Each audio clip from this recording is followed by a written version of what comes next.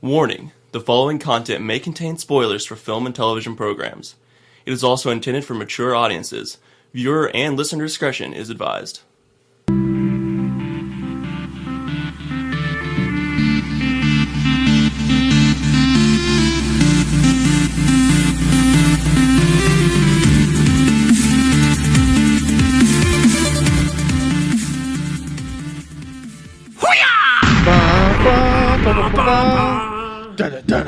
Boom. That was wonderful. Thank you. Yeah. You're welcome. Episode 17 of the See It podcast. Welcome back. It's been so long since we recorded a podcast, guys. How long has it been?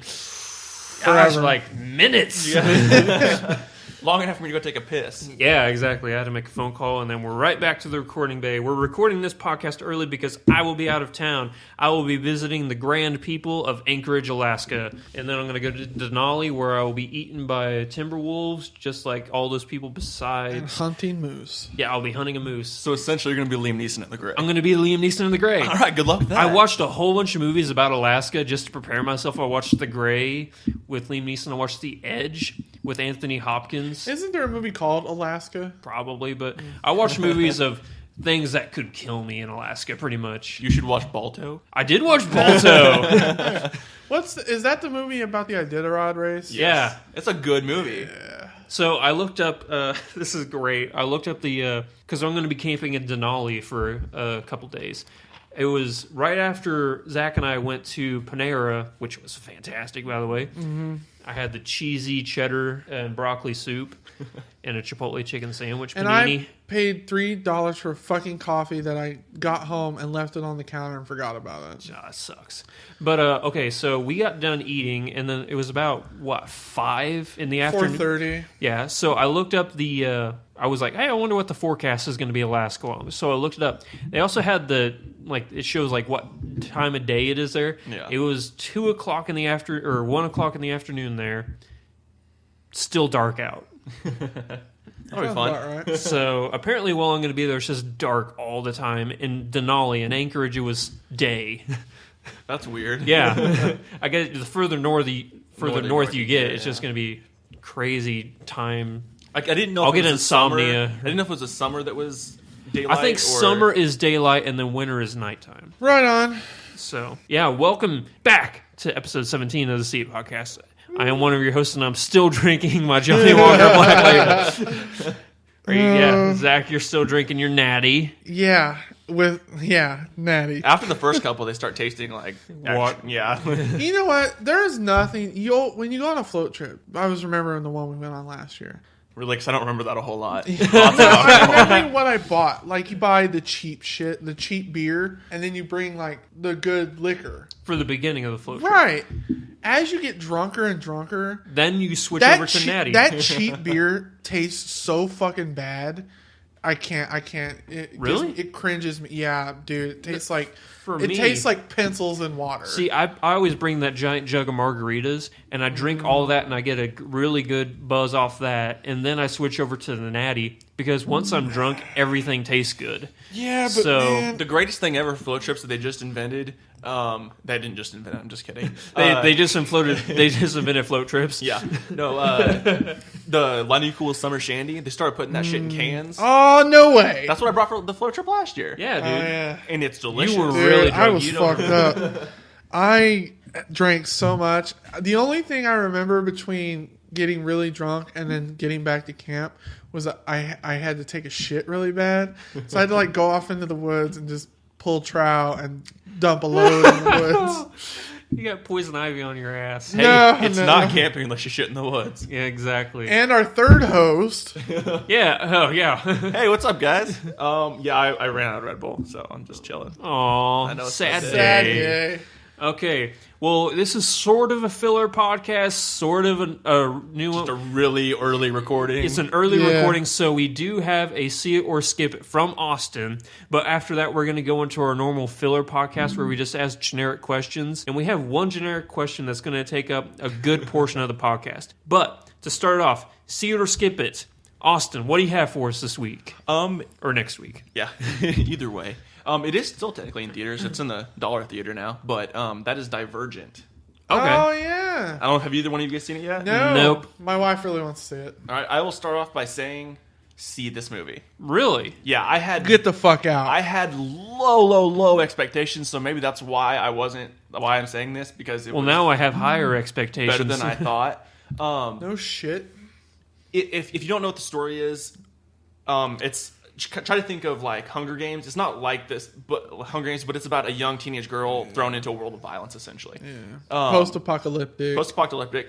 So in a lot of ways similar. If I'm comparing this to the first Hunger Games movie, way better. I didn't like the first Hunger Get the Games. fuck Either did I. out. The first Hunger Games movie was just average to me. I liked it. And we were so hyped. We went to the midnight We went to the premiere. midnight premiere. Me and Andrew did, yeah. No, it is much better than Really? the first Hunger Games movie. Wow, that is surprising. So what's the story behind it? It takes place in Chicago. It's no longer Chicago. Okay, It's a but- giant fenced-in city. Okay. Basically, the society, there was a great war, and the society is divided up into factions. You basically take an aptitude test, and it picks where you should go. Okay. Each one has its own like set of characteristics, essentially. Medical. Like you're the best fit for Yeah, there's like there's like a smart class. Then there's one that's like athletic. Yeah, right? they're like the police and the military. And then there's one that's like you're good at manual labor, stuff like that. yeah. Okay. There's a farming one. They all have their own. So they contribute to society on like an equal basis. But they all have different jobs. You take the test and it tells you where you should be, but you still get to choose which one you want. You don't have to go with the one they pick for you. Okay. But I you're didn't think they had a supposed to. choice. They do. Yeah, I didn't either. I read the book too, so I figured I haven't this all read out. the book. But you do have a choice. But basically, what happens is she goes to take her test, and it comes back inconclusive, which isn't supposed to happen. Basically, she fits into all of them in a weird way because she does things differently than as a human you're supposed to. And those people are called divergents. And basically, the status quo is the government that's getting ready to try to take over the current government basically wants to kill all the divergents because they think they threaten the status quo of the society. They're basically going to ruin everything because everything's working well, they think, with the different categories. So people that don't fit into those are a danger to what's going on. Yeah. So would you call it a mixture between Hunger Games and Dune, where there's a chosen one that kind of leads a rebellion and... In a way, the first movie doesn't really get to that rebellion part. I think the later books do, and the later movies will. This is kind of a setup of this is the world. Finding out she's the divergent and stuff like that. Exactly. Okay. Seriously, Makes sense. it is much better than I thought it was going to be, and it's better than the first Hunger Games book or movie. Interesting. So Now I want to see Definitely it. would And I suggest had going to see zero it. desire to see it before you told us how good it's it already was. almost out on DVD, so you might as well Yeah. wait for that. I still need to see Catching Fire. I haven't seen that yet. The second Hunger Games movie was actually better than the first one. I just did not like the first. I didn't like the way it was directed. That's crazy. I thought the first one was so good. I came All out that of the shaky theater. cam shit was just ugh. I liked it a lot. I thought it was good. I was impressed, but I like Jennifer Lawrence. Did you read the books? No. That might be why. Yeah. The books don't appeal to me at all. The first book was just so freaking good. And then the second book, and then the movie was just okay because it's hard to live up to that. But then the second book is just okay. So it was a lot easier The movie to... met the standards, I think. It met the standards. Okay. I haven't read the last two books in the Divergent series, but my wife has, and she tells me what she's told me about them. They seem to be more interesting to me than even the Hunger Games does. Huh, okay. I think the storyline is Interesting. deeper. Interesting. I'll say this, as far as like teen books that are going around right now, my favorite one right now, and I just finished it a couple months ago, Maze Runner, because we saw the trailer for the movie. Yeah. It's a really good book, and I hope that the movie can live up to it. I don't read a lot of YA, but what I have read, my favorite is that Mortal Instruments series. The movie wasn't very good. Yeah, I heard but the movie was really The bad, books but- are fucking awesome. Which is the one that has Jeremy Irons in it? That is Beautiful Creatures. Okay. Those Not two, the best. I will always get those two mixed up. Yeah. I like those type of books because they're so easy to read and so easy to get into. Did you? So you're not really like committing that much time and effort. So if you hate it, you're like, well, I only wasted like a week reading this. If you think- loved it, then it was not that much effort to get something you really like. I think I talked to him about this, but I want to ask your opinion because you're a writer. I read this article the other day about this. It was in the New York Times or Time. This writer or somebody came out somebody important that they interviewed him, came out and said that YA literature is destroying the intelligence of moviegoers and readers because so many adults read YA now. Yeah. Twilight, Hunger Games, Divergent, Mortal Instruments, whatever. They said that it's dumbing people down. Again, the way I look at that is that's an opinion by some person. You can't really that's put what I too see. much. This isn't an opinion by some person. This is an opinion by a pretentious fuck, is what this is. See, that's what I thought. He came across as really just being an ass. Like, why critic? are you going to condemn people for reading? Exactly. Whatever they want to read, Please that's tell fine. me you guys saw that news bit about the 9-year-old kid in Yeah, Kansas. free library. You know what? That's such a dumb fucking thing to do. The response from the city hall in that town was like, well, we have to treat everybody the same. That's such a bullshit answer because he knows he's an asshole. Yeah. I mean, I would say there's merit to, if you like to read, maybe branch out and read a little bit of literary fiction that has a little bit deeper. But that doesn't mean you have to replace all your YA books that you really enjoy with dry literary fiction. Mix them in there, maybe broaden your horizons a little bit. But I think there's nothing wrong with reading those fiction books that are fun like that. Absolutely. I akin it to people who have a certain thing that they like people who are really into football or people who are really into comic books or video games or I love X-Men or whatever. It's just taste. Yeah. If you like it, fucking go with it. If somebody else doesn't like it, fuck them. Also, books like that are a great bridge for, especially, because they're made for a younger audience, to bridge them into wanting to read for the first time. Exactly. I mean, if it wasn't for the Harry Potter series, I don't know if I'd be the reader and writer that I am today. It was those books that really got me interested in reading, where I went and got bigger and more, heavier books. So, I mean, I think those books are important, especially to a younger audience, or else people aren't going to read at all, and that's definitely a problem in our society already. Let's not make it fucking worse. That's a great answer. I can't wait for football to start back up. You need to watch fucking baseball, man. God damn no, dude. America's pastime. At least we got the World Cup going on right now. We do have the World Cup, and I only watch the U.S. games, so bless you. Dear God, man, that's 2 podcasts in a row. Okay, are we going to... Let's jump straight into the big this question. big-ass question. So what I had these guys do is, for the past decade, and by decade I mean completed decade, so it's 2003 to 2013, find your favorite movie of each year, and you can throw in an honorable mention for each year if there was really close. I wrote down an honorable mention for every year. I'm not going to list them.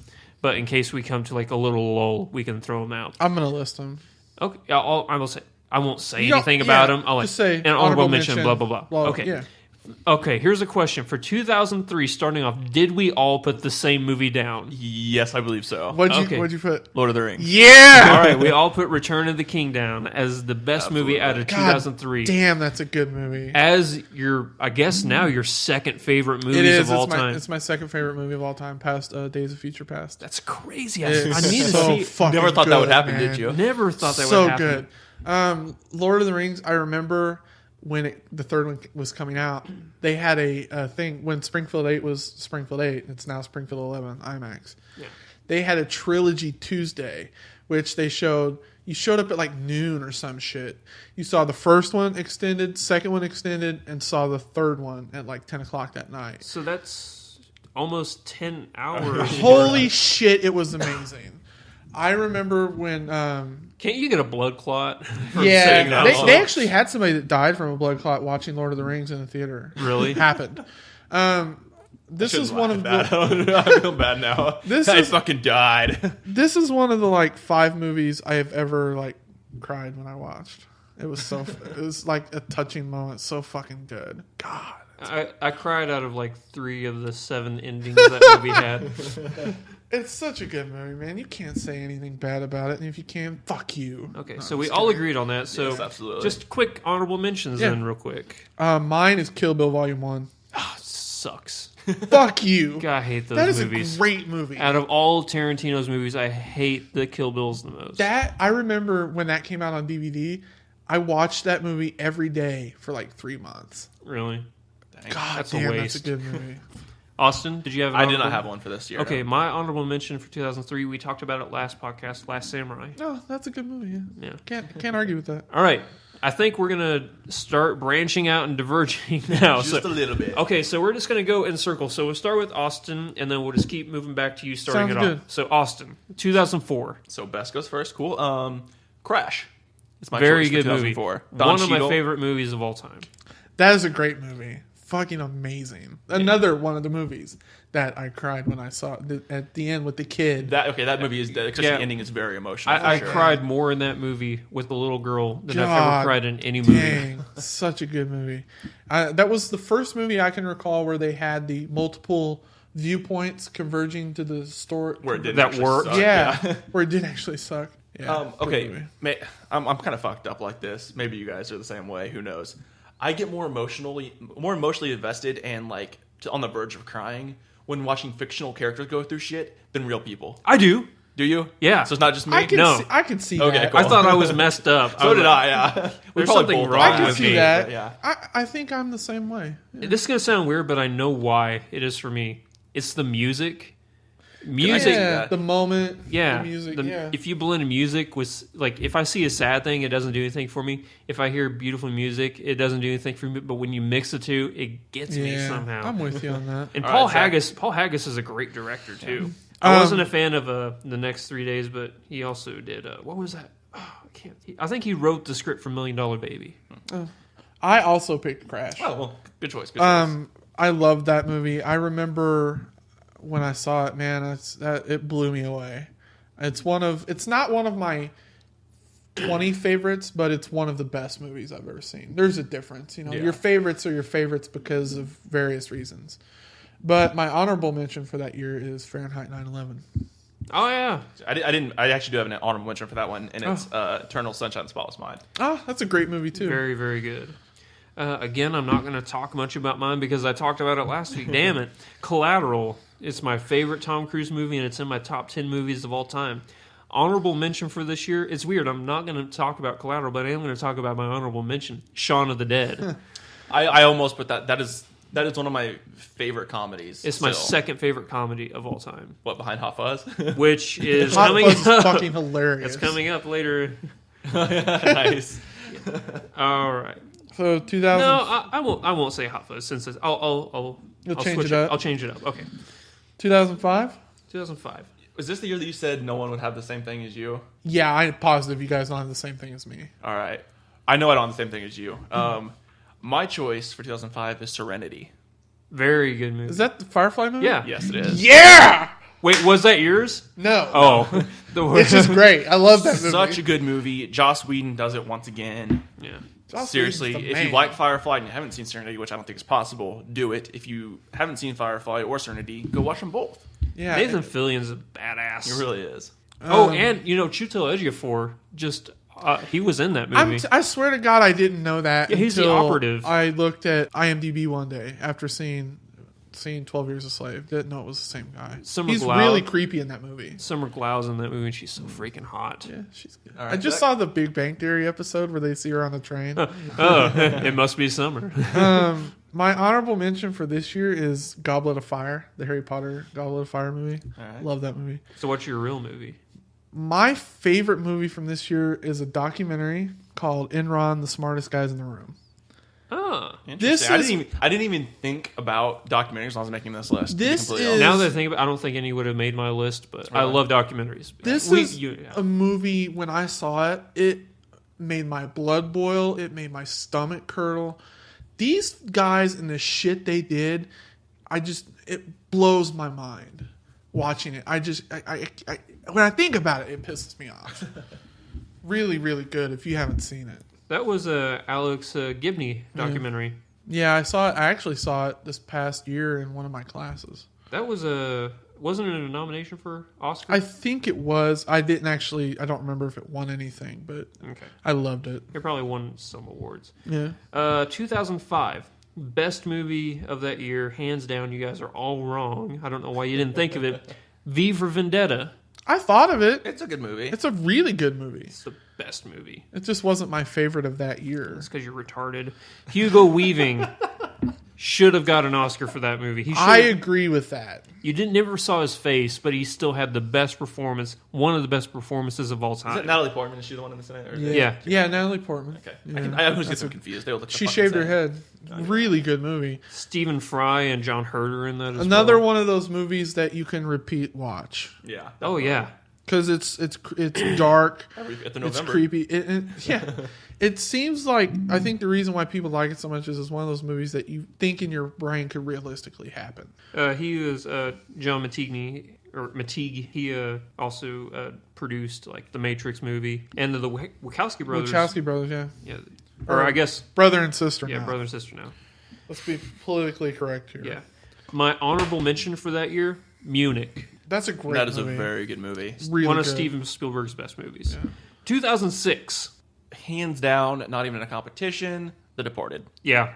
That's not what I picked. What? Oh, fuck you. That's not what I picked. My That's one of my top 10 movies of all time, right there. It's really. I will say I movie. did choose The Departed, but it was a toss up, like very, very contended with my honorable mention. For me, it wasn't even close. The two movies I picked, my honorable mention and my pick, I liked a lot better than The Departed. Not saying The Departed's bad. My honorable mention was Children of Men. It was okay. I think fucking I'm one love of, that movie. I think I'm like one of you and me are the only people that didn't think that movie was everything it was hyped up. I liked it, but I mean, it was just okay for me. No, I whatever. think Alfonso Cuarón's one of the greatest imaginary minds when it comes to directing of our time. You guys can suck it. But my pick was a movie called Babel with Brad Pitt Oh, and Kate Blanchett. yeah. That was a good Didn't movie. That we talk is about another- that last week, yeah. That's another one of those movies where it blends multiple storylines. Yeah. Great movie. The story with That the movie's Japanese depressing father as shit. is depressing as balls.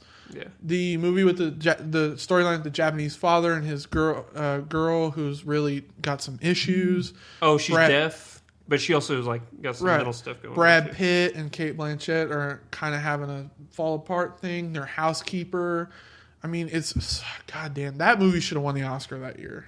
Like I said, I chose The Departed. I don't know if I can say how good this movie is. There's a lot of stuff that made me mad when it came to nominations that Jack Nicholson wasn't nominated. Yeah. And the reason why DiCaprio wasn't nominated is because he was nominated for my honorable mention, Blood Diamond. God damn, that's a good movie. I didn't realize that came yeah. out in 2006. I would have. Blood Diamond's my honorable mention now. Okay. But The Departed, it's a remake of a Japanese film. Did you guys know that? Mm-hmm. Yeah. And Brad Pitt bought the... which I don't know why he didn't, because he was a producer on that. I don't know why he didn't get a Brad Oscar. Pitt is one of the really, really smart people in Hollywood. Mm-hmm. Producer and director, and I don't know if he's directed, but anyway. The ending, I'm not going to spoil anything, because I think this is a movie I don't want to ever spoil. Yeah. The ending of that movie, whenever I saw it, was one of the few times in a movie theater I actually shouted, "What the fuck?" Oh man! And it wasn't, nobody's mad because everybody else was shouting it too. Mark Wahlberg is one of my favorite characters in that movie. I loved him in that movie. I was in college, and we actually got to see this I believe we saw it in IMAX in Branson. Really. At the IMAX Branson theaters where we saw it. The So freaking good. the Boston gangster that Jack Nicholson character is based off of, loosely based off of. There's a new documentary about him coming out. Like really I soon. saw that. It looks really It good. looks really good. Yeah. I'm not sure the name of it. You have to look it up, but it should be easy to find. While you're giving your 2007, I will look it up real quick. All right. Well, at first I had No Country for Old Men on here. I changed that. That is not my honorable mention because, and I don't know why I didn't think about this because these movies are always tied together because they're talked about at the same time. And I want to see if you had the two movies that I have, but in reverse order. Is Probably. is it There Will Be Blood? There Will Be Blood. yes, I love No Country for Old Men, but There Will Be Blood. Daniel Day-Lewis, Paul Dano. Paul Dano's amazing. He's absolutely the whole movie is great. That is one of my favorite movies, and definitely my favorite movie that year. And then No Country for Old Men is a close second, but a second nonetheless. So you guys both have the same movie in reverse order. I didn't have either one. Okay, it took me this sounds stupid. I was thinking for hours last night which one I should choose, And this is going to sound bad. The only reason I chose No Country for Old Men as the best one of the year is because it won Best Picture. Fair But enough. it was Fair enough. Daniel Day-Lewis's performance in There Will Be Blood is my favorite performance of any actor in a movie. Bring me my milkshake. I drink your milkshake. I like There Will Be Blood a lot. It's really, really good. I didn't care for No Country for Old Men. I didn't like it. But my honorable mention is kind of... Whitey is the documentary. Okay, yeah, that's the guy's name. Yeah. Yeah. Whitey the Bulger. Yeah. My honorable mention is Juno. Oh, I really, really That's like a really that good movie. movie. That was a very good There movie. were It was a people- surprising film. There were Yeah. people that hated it or loved it, and I personally really liked it. Honestly, yeah, you could hate that movie. It's great. Yeah. My pick, though, is Into the Wild. I With thought about Emile Hirsch and the chick from The 40-Year-Old Virgin and Kristen Stewart and William Hurt, I think, is the I dad. thought you were about to say Will Wheaton. No, I love Will Wheaton. He's awesome. No, yeah, William Hurt, he was his dad. This movie is really good. It's touching. It's sad. There's True. It's true. There's a scene where he's like working at a Burger King and he doesn't have shoes and they have to fire him because he doesn't have shoes. I mean, it's just, man. Emile Hirsch is great and I wish he'd get more work. Mm-hmm. I'm going to touch more on No Country for Old Men. The Coen brothers films always have the most unexpected twists in movies. And that's what I love about them. You never know. Because with a lot of films today, there's always that set story structure that you have to follow. Did you know their cousins M. Night Shyamalan? Is it real? Is he No. real? Okay, thank God. You said twist ending. Oh, so there's a a twist. Twist, he's not related.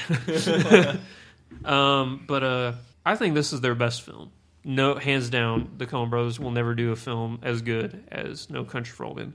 Javier Bardem set the standard for what a villain should be. I'll agree with that. I still didn't like the movie. Was it? No, I heard this on the radio somewhere or something like that about his haircut. Oh, how he was really pissed. Yeah, that- he like refused to do it until they like showed him like the pictures of like what it was Yeah. gonna look like, and he's like, "Yeah, okay, let's do it." didn't he's know like, that. I don't want a fucking bowl cut like with bangs. Like I don't want that. Like, and they didn't showed him know. and like he's like, "Okay, yeah." Josh Brolin was talking in an interview once where he was sitting at a bar with Javier Bardem while they were filming this movie, and he looked over at Javier Bardem and he was just looked really depressed. And Josh Brolin asked him, "What's depressing?" "I'm not going to get laid for a month." That's funny. I'm not a huge Josh Brolin fan, but whatever. I am excited that he's going to play Thanos. Thanos in Okay, Guardians of the Galaxy, and then he's Dwight in Dame to Kill For. That's right. Okay. So 2008, did we all choose the same movie? I don't think so. Okay. What'd you choose? I chose The Dark Knight. Okay. That's my honorable mention. My honorable mention is Hurt Locker. Okay. My pick is The Wrestler. Oh yeah, Yeah. very good.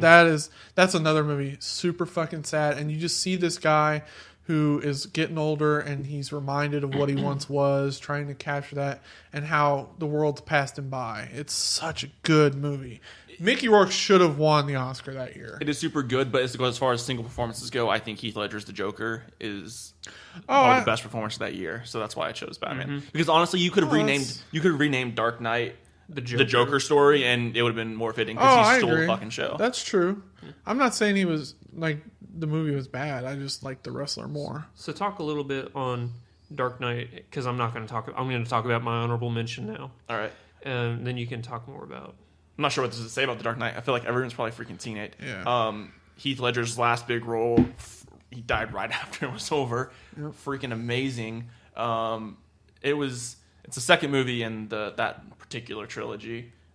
Just fucking great, and the best one as well. I had heard that they were going to continue with him in the third one until he died, obviously, Yeah. which I would have loved to have seen. But I like The Dark Knight. It is the best one in that series. Heath Ledger's amazing. The Wrestler, man, when I saw it, I was blown away. How good it was. Darren Aronofsky, isn't that who directed it? Aronofsky? The Wrestler, yeah. Yeah. It was the first movie of his that I had seen. And Really? yeah, You never saw Requiem for a Dream? no. Did Wrestler come out before or after? It came out before Black Swan. Yeah. Yeah. Okay. I haven't seen Black Swan either. What? I've seen Black Swan. It's actually good. Yeah. Is it? Go watch Mila Kunis. And Yeah. That's a great, worth it. Very, very sensual. That's just the whole movie is worth that. But it's such a good movie. My honorable mention reminds everybody in the world to get off your lawn Gran Torino. Gran Torino. That's a good movie. That's a good movie. That's an underrated Eastwood movie. Yeah, it really is. I think this may be his best performance. I can't really think. Maybe Unforgiven. Unforgiven is great. I don't know.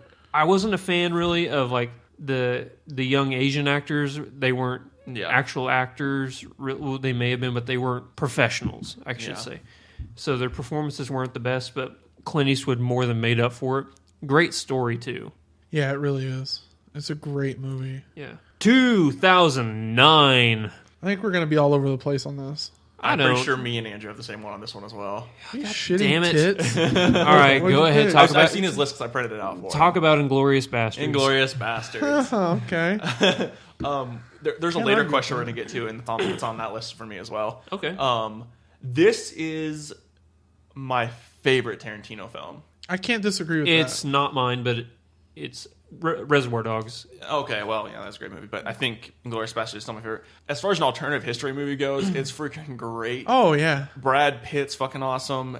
Christoph Waltz. Everyone in this movie is amazing, and it's just so over the top and bloody and just funny and Tarantino-like. It's a really cool setting for a really cool story that we haven't seen before. I can't argue with that. I really liked it. It's what turned me on to Fassbender, because I'm a big Fassbender fan now, and he was really good in that movie. You want me? I did not have that as either my honorable mention or my pick. My honorable mention's Moon. Oh, Sam yeah. Rockwell. Wow, yeah. Sam That is a Rockwell. fucking I don't great have an honorable mention for so now it is Moon because I love that movie. God, that's a good movie. One of the best science fiction movies you'll ever see. Absolutely. Mm-hmm. My pick was The Girl with the Dragon Tattoo, the foreign film. The Swedish. Great movie. I don't This is think what I've introduced Noomi Rapace to the world. Man, I was hooked.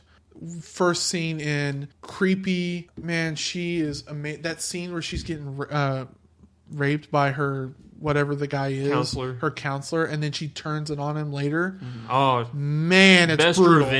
best revenge sequence ever. But man, that's a great movie. I could watch that several times and not get tired of it. Inglourious Bastards gave the world Christoph Waltz, and we thank Tarantino for it every day. Yeah, Christoph Waltz is awesome. My honorable mention is the saddest movie of all time, The Road. I remember when Cormac we saw McCarthy that. book. I read it, and it's still one of the most depressing books I've ever read. I haven't read it.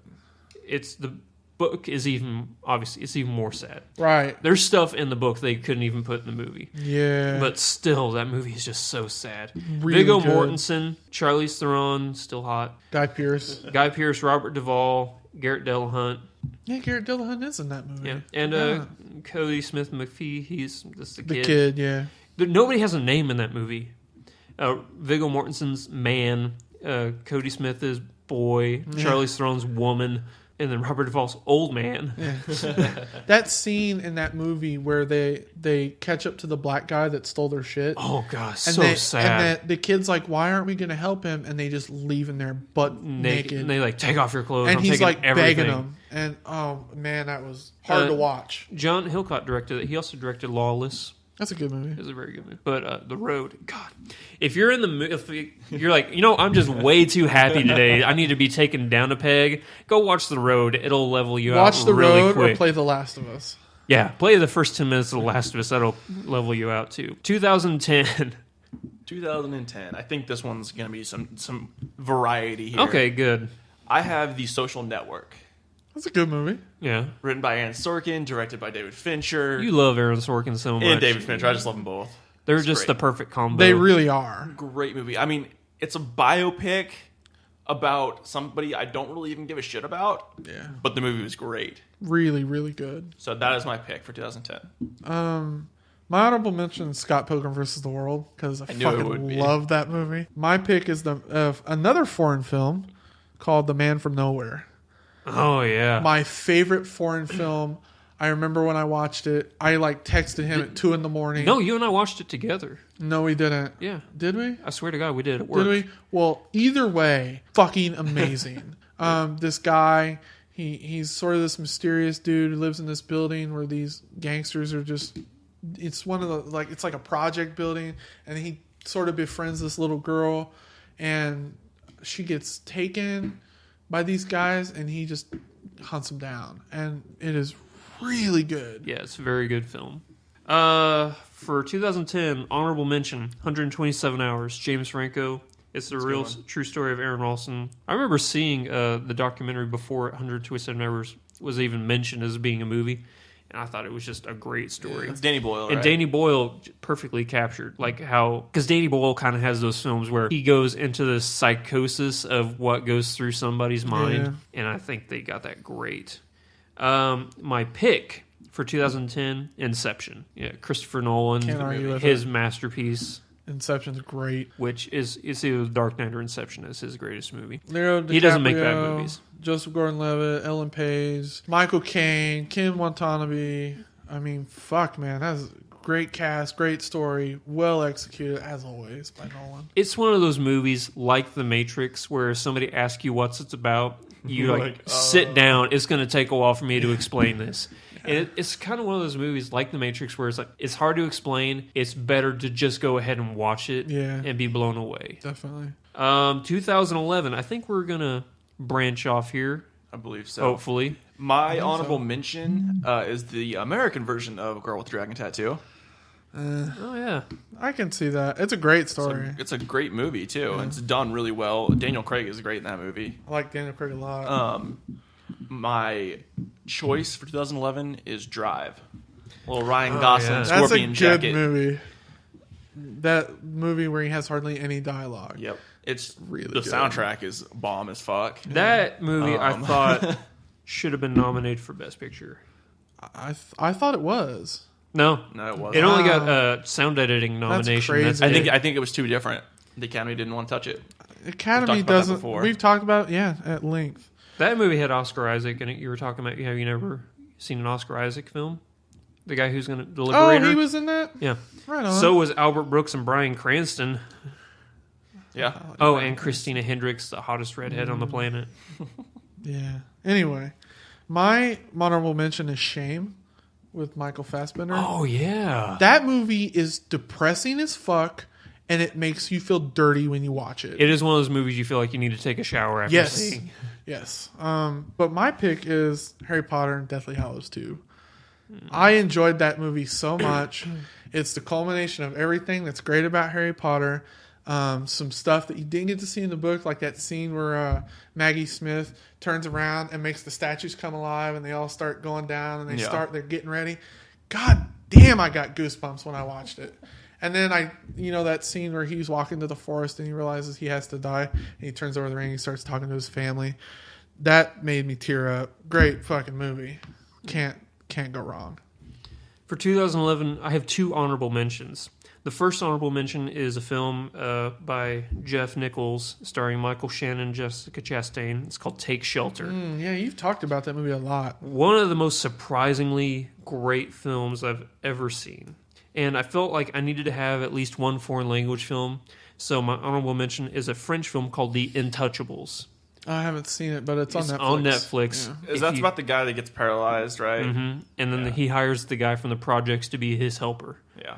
And how they change each other's lives. That movie's way up there on the top 250. It is up there. Yeah, it is. It's in the top Like an 100, I 8.6 think. or something like that.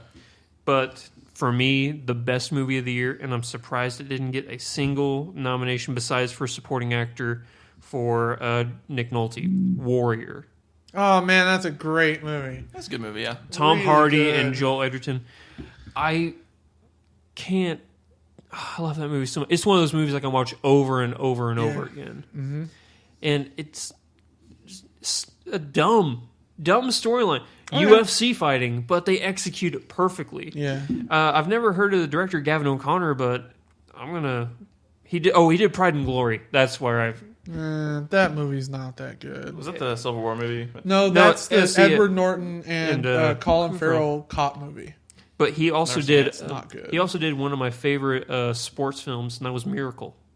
Haven't Yeah. seen it. You haven't seen You Miracle? never saw Miracle? No. Dude, it's a miracle on ice, dude. Get on that shit. Are you an American? Yeah, really. Apparently not. Okay, so 2012. 2012. I don't think I have the most unique movie for this one here. All right. Nobody's going to have this movie. Honorable mention, Silver Linings Playbook. That's mine as well. Good movie. I think maybe a tad bit overrated, but I still think it's a great movie. Yeah. Shut your mouth. And my Jennifer favorite Lawrence is movie hot. of the year. God. That's all I've done this I whole gotta tell podcast. a- To just I talk gotta tell about a story which about woman that I think here is in a hot in this which movie. It's bro I have podcast. something to talk about later with that. But my favorite movie of 2012 is Perks of Being a Wallflower. That is such a good movie. Such a good movie, good book. Depressing. It is depressing, Really but it's depressing. funny at times. It's just great. It's all over the map, but got it's Emma Watson wonderful. in It does have Emma Watson in it. Real quick story about Silver Linings Playbook. So we went and saw it one time after work. We went and saw it after work. Me, him, a couple of other people. No and one my knows wife. who him is. Andrew. My wife was there. And so we're watching the movie, and we're walking out to the car after the movie's over. And we're both like, hey, that was a good movie. And my wife turns to me and says, if I was gay, I would totally fuck Jennifer Lawrence. I said, oh my God, that's awesome. My pick is Disconnect. Are you fucking kidding me? I'm not. I thought I had the most unique film out there. I'm like, nobody's gonna choose Disconnect. This is another movie where you take multiple storylines and blend them together to converge at some point. And it's a story about these people who are so, as technology advances, we become so technologically dependent.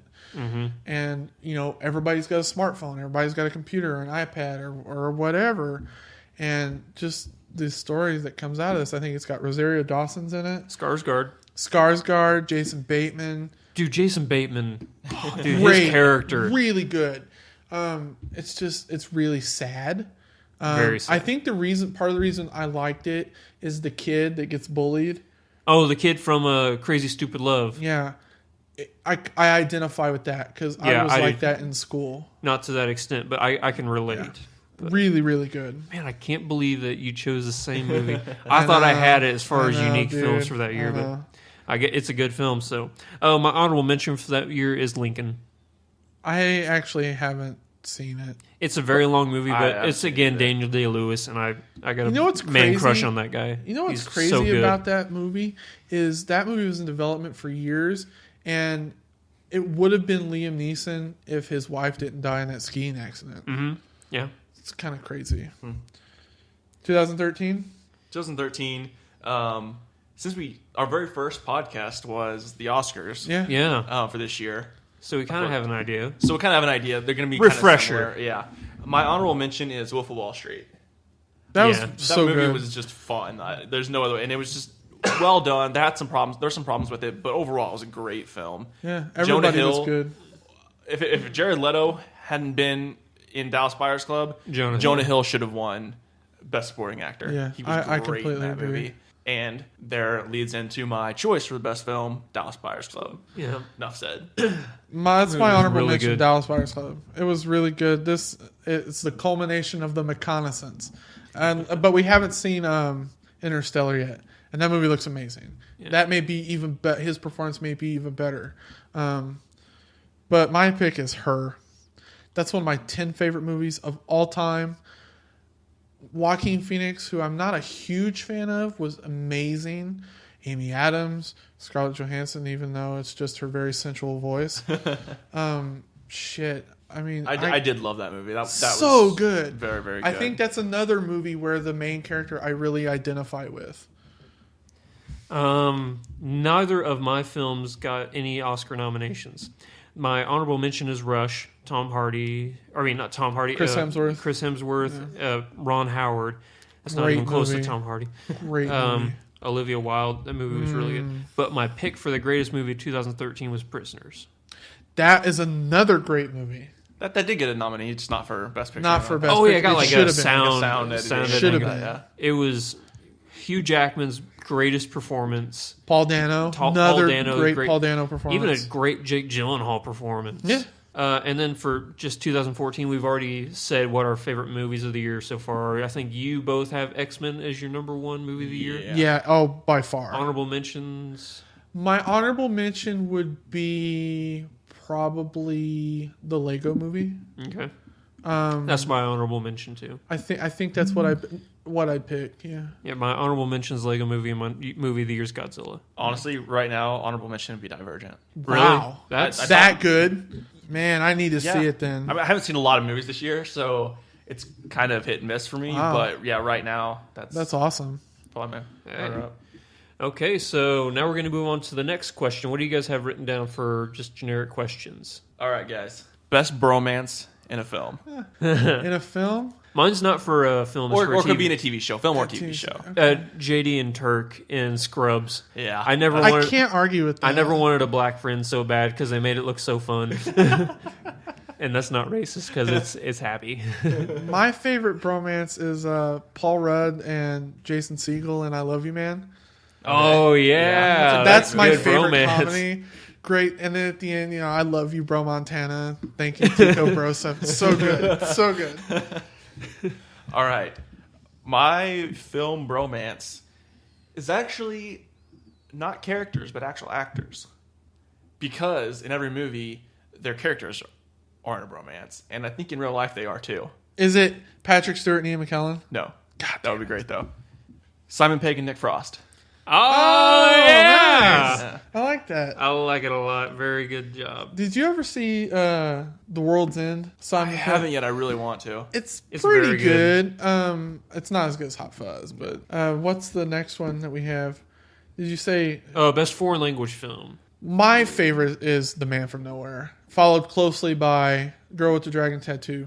By far. I mean, I've already talked about them. They're great. Pan's Labyrinth. Best foreign language film I've ever seen in my life. Followed closely by The Untouchables. My favorite foreign language film would be City of God. Oh, I very, haven't seen very it. good movie. Need to see it. Yeah. It's get on Netflix, isn't it? I think it is. I used to be. I don't know if it's still on there anymore. Honorable mention, Seven Samurai. Is that the old movie? That's the old, 1940. Yeah. I also really like The Good, the Bad, and the Weird. Oh, that's a good Really good movie. foreign language film. I love Yeah. it. It's a lot of fun to watch. Really long, though. What's next? I don't have any of this written down, so I'm flying blind. Here we go. Who was your childhood, either film or TV crush? Oh, that's easy. You guys go ahead. But I gotta think for a minute. really? Yeah, I gotta think. So just back. All right, mine came out. It was a TV show, 1993. Boy Meets World.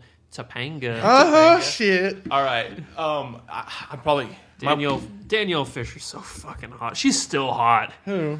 Topanga, yeah, Danielle Fisher. I don't know. All right. I have multiples. Oh, okay. The first one, I feel like I'm gonna regret saying, but then I realized my wife doesn't listen to these, so I'm fine. Because she recently pointed out that this person looks like one of my ex-girlfriends. Love that. A little subconscious at work there. Yeah. Which obviously this was years before I ever met this girl. Is it I was still Marsha a Brady? kid. That's one of them. Marsha Brady. Shit. It is Marsha Brady, but that's not the one I'm talking about. Okay. That was gonna be my other one of the three that I'm about to mention. Kelly Kapowski from Saved by the Bell. Yes. Oh, yeah. That's one of mine. Perfect. My wife pointed out that looks like one of my ex-girlfriends, which I'd never realized before, but I had a huge crush on her Man, watching Saved by the Bell. So sexy. Was that no, Elizabeth? No, no, it was Tiffany Tiffany Amber Thiessen. Decent. Yeah. Yeah. And then She still looks good. And then this lady we've actually mentioned multiple times today for different movies. Mostly not in a good way, but Kirsten Dunst. When I was Jumanji. and then was Spider-Man. it Toy Soldiers? No, what it's called? Tiny Soldiers or whatever the fuck Yeah, it's called. Toy Soldier. I know what you mean. Her in that movie when I was little, I was like, holy fucking shit, like that girl. Marie McCormick, Marsha Brady. She's Mine- still hot. She- she's yeah. she's 60 years old. Kelly- God, and she's still hot. Kelly Kapowski for sure, and then Jenny McCarthy. Oh yeah. She was on that Singled Out show on MTV. I think is when I saw it, and man, it's weird that she was married to Jim Carrey for a while. Yeah, she Anyway. was a. Do you guys have a current number one crush film star? Scarlett Johansson. How about you? No, wait. It's so hard to choose. Scarlett, for a while, it was Jessica Alba, and I still think she's really pretty. But I'd go with Scarlett Johansson or Jennifer Lawrence for sure. I feel like such a bro saying this, but Kate Upton. I can't argue with She that. barely counts as a film person. She was in a movie. She I was in can't 3 argue movies. with that. I will butcher this name. Okay. If I have to choose a real actress, then either Jennifer Lawrence or Christina Hendricks or Deborah Ann Woll. Jessica, yes. Little True Blood reference there. I will butcher this name. I believe it's Emanuela Shariki. Oh yeah, She is Sloane from Entourage. yeah. Oh, That is mine. right on. Can't argue with any of those choices. Okay, right. so Who was the what's- chick from Frida Pinto from a Slumdog Millionaire? That chick, she's hot. She is hot, yes. Okay, well, We got. That's a great segment. I yeah, don't that know was a where to great, go for that was a that. great bro podcast, guys. Okay. Films that you feel the need to or just like to rewatch on a yearly basis. I just discovered this movie was on Netflix a couple days ago. Yeah, I already know what Wayne's you're gonna World. say. Wayne's World. That movie, I sat there and as soon as I saw it, okay, I'm watching it, and I watched it, and it's just as funny and just as good as it was when I saw it. I remember my mom got me that for my birthday on VHS in like '93 or something. That and then I haven't seen Lord of the Rings in a long time, so that's not one. I think if I had to pick another one, it'd be like Sin City or the original Ninja Turtles. Actually, the first Lord of the Rings movie is one that I listed. I watch that movie Really? at least once a year. It's great. I don't know why. I just like get a hankering. I'm like looking through my movies. I'm like, God damn it, I hey, need let's to watch watch Lord of the Rings. That sounds good. Do have it on Blu-ray. My other ones. This was actually my 2009 choice for best movie, Inglourious Bastards. Yeah. I've watched that every year since Right it came on. out at least once. And then my favorite film of all time, Fight Club. I watched that multiple times a year too. Can't argue with that. I watch a lot of movies over and over again, so I'm just trying to find a movie that we haven't talked about that I'd like to. God damn it. Probably Big Fish, that the Tim movie's Burton. alright. Yeah. I rewatch TV shows more than I watch.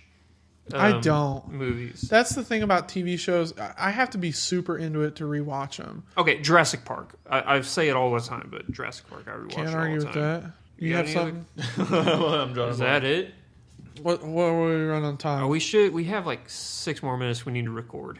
Do you want to do IMDb idiots? Yeah. Okay. Austin, you're up to... Oh, I thought I was hosting. Okay, yeah, go ahead. All right, let me bring it up. I So gotta for close those IMDb real quick. those of you who don't know, Make it even. for those of you who don't know, IMDb idiots is a little game we play where we take the top 250 movies of all time according to IMDb, and we give couple supporting actors or a genre or a tagline or a plot, and the 2 other people this week, Andrew and Austin, try and guess what movie that is. So let's pull up IMDb's top 250 because And I've we already go got the movie picked and I haven't even First looked at 1 the to 3 list. is what we go to. First 1 to 3, right. So let me find it because it's on here somewhere. God, son of a bitch. I haven't seen it. There it is. Is All that a right. Coen Brothers movie? Comedy, 1975. Got a couple people. Eric Idle, Terry Gilliam, John Cleese. Holy Grail? Very good. Okay. I probably should have cut back on the actors on that one. No, that's good. Let's find another You know, one. I've seen it before. we I've only go. seen that movie once. I used to love Flying Circus. I used to watch Flying Circus all the time. See, I was the opposite. I like the Dennis Moore, where he's the lupins. He has to find the lupin flowers. All right, here we Dum go. dum dum die. 1997 drama. Danny DeVito, James Cromwell, David Strathairn, however the fuck you say that Dexter. name, Yeah, I know. and Kim Basinger. I can't give you the 3 stars because you're Batman? getting them all. David Strathairn, that's the guy from... You saw He was in Godzilla. He was He's also in the Bourne movies. Yeah, he's in the Bourne movies. okay. Yeah, He was in Godzilla. yeah, he was. I remember now. What's it rated on IMDb? 8.3. Oh, like out of 250, it's number what? Oh, fuck tits. 94. 94. Wow. Um, It's a comedy, you said? no, it's a drama. Drama. It's also got Ron Rifkin and Matt McCoy. You're naming people. You're I gonna have have to- no okay, idea All who those right, people are. fine. Guy Pearce. Memento. No, that came Danny out DeVito's later. not in there. I can't give you the other 2 because you will know. Oh, well, we're not. Okay, fine. Russell Crowe. Gladiator? No, not Danny DeVito. What the fuck? Russell Clark. Guy Pearce. Kevin Spacey. I feel so stupid Holy right now. shit! I can't believe you guys. All right, here I'll give you. Yeah, the we'll plot. know it by these people totally. As corruption grows in 1950s L.A. Oh, L.A. Confidential. God damn it. I'm so fucking retarded. Jeez, I'm surprised you guys didn't get it. I've never seen that movie. Really? It's Nope. really good. Oh, Really dude, good. yeah. Let me find one. Did you say Kim Basinger? Yeah. I did. I don't remember you saying I that. did. Okay. I want to do that one, but it's too obvious. Probably not for us. 2014. Okay, yeah, probably. Starring. Yeah. Here we go. I don't think we've done this one yet. 95 drama. Let's see. John Voight. No, we have done this one. Fuck that. Anaconda. No, that's good. That's funny. Oh, shit. Here we go. We'll do this one. 1982 drama. That guy looks like McConaughey, but it's not. It's not a hint. Edward James Olmos, co-star. Rutger Hauer, directed by Ridley Scott. 82. Sci-fi drama thriller. It is Is Harrison Ford in it? Is Blade Runner? very good. Blade Good Runner. job. Yep, that's a good movie. I was really hoping because we were running out of time. I'm like, I'll let Austin get this one, Here, but then you didn't get Yeah. it. we'll do. All right, fine. We'll do a couple more. Okay. Let's go with this one. This is a great movie. 1978 drama. Co-stars Christopher Walken, and it's directed by Michael Cimino. Wait, who? Christopher Walken. When did it come out? 1978. 78. Christopher. Oh, I know what it is, but I'm gonna let you. Oh, God. Meryl Streep also co-starred. An in-depth examination. Oh of no, the no, ways, not Vietnam. Oh no. I don't know. I've probably never even seen it. Deer Hunter. Oh my god, dude, come on! I'm trying to kill God time. damn, that's a good movie. Well, here. Let's go. No. I got something to talk about real fast. Okay, here you go. Okay, good. We'll stop. I'm this like massacre. making sound effects over here. Poo, poo. Oh no, Vietnam. That's funny. Okay, so we had mentioned this last week, I think. Actual last week, not last week's podcast. You'll hear in the order. Are we going to go back to crowdsourcing? And No. Okay, good. Talked That would about how Game of Thrones overtook The Sopranos as the number one rated show on HBO. be okay. Yeah. It was a Cracked article. The 5 things that could crush Game of Thrones. Could crush Game of Thrones. Read that. But there was one thing. Game of Thrones is the only series on HBO to have a higher boob to money ratio. Like how much money was spent per episode as compared to how many boobs appeared in the episode. Really? Game Like of the Thrones- less boobs, the more expensive it was, or the vice versa? No, the more boobs, the more expensive. Huh. The only show to beat The Sopranos in that statistic is Game of Thrones Nice. for a given Nice. season. And so maybe that's why it took over number one. Just a theory. So, thoughts real quick since we're filling time. We all have seen the season finale and we watched season 4. No spoilers. No spoilers, but what are your thoughts? Like, how does it compare to the past seasons? Where do you think it's going? The best season. It is the best I season. thought season 3 was better. No, this is the best season. I'm nervous moving forward. I'll say that. Me because as well. There's not a lot in the books. Not left, no. I think we talked about before, the Daenerys' storyline is almost done. Bran's pretty much done. Arya's has got some left. Sansa's is pretty much They done. skipped way far ahead in the books on the main character. I haven't read the books, obviously, but I'm not too worried about this next season. I'm worried about the season after that. I feel like they can do enough for this coming up season. I thought, and actually it's probably was more of a hope, that once the season finale hit, there would be an announcement of a publication date for the next book. It hasn't happened yet. It may happen in the next couple weeks. But Is it the 6th book that he's working on? I'm really worried because they're starting to get into some shit that could either be, I mean, honestly, probably a lot of it's going to be just shit they're filling with that isn't in the books, but they're going to start getting to book stuff. And I really, really hope there's a couple of theories that I'm a big fan of that I don't want them to reveal in the show before they're revealed in the books. Yeah. Well, something else they mentioned in the Cracked article is if they do catch up, there are certain characters on the HBO series that are like people's favorites. Like Peter Dinklage's character, Tyrion. Obviously, Actually, I will say his storyline coming up is really cool. Tyrion's. I agree, but they've whitewashed it a little bit. Well, what I was going to say is obviously in R.R. Martin's like world, no one's safe. Anyone can die at any moment, obviously. Yeah. But like Tyrion has become such a fan favorite that they're talking about, even if he gets killed off in the book, they'll keep him alive much longer in the series. I can see that. Just for the fans. Yeah, because so do you feel okay with that? I'm fine. I'm fine with it because it's separate. But they've already killed people in the show that aren't dead in the books, and then there's people who are dead in the books who aren't dead in the show. Yeah. There's a bunch of characters missing, which obviously they have to do, but in the books they drive the storyline. You know, I don't know. I'm fine with it. I guess there's going to come a point where book fans are going to have to decide: do they keep watching the show or do they stop watching the show? Here's how I look at it: they have 10 months to figure it out. I honestly think, and I don't see any way it doesn't happen in the next 10 months.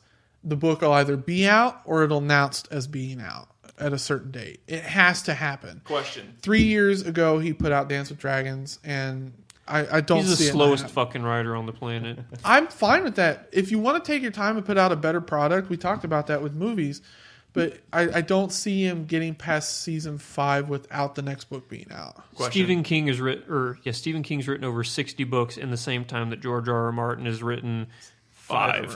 Whatever. And they're just as good, some better. I'm not a fan of Stephen King. Well, that's because you're fucking retarded. Dark Tower series is the greatest books of all time. What are you going to say, Austin? If, like, for the final season or for the final book, the show is already caught up and it's going to be, say, 2 more years till he's done with the last book. Okay.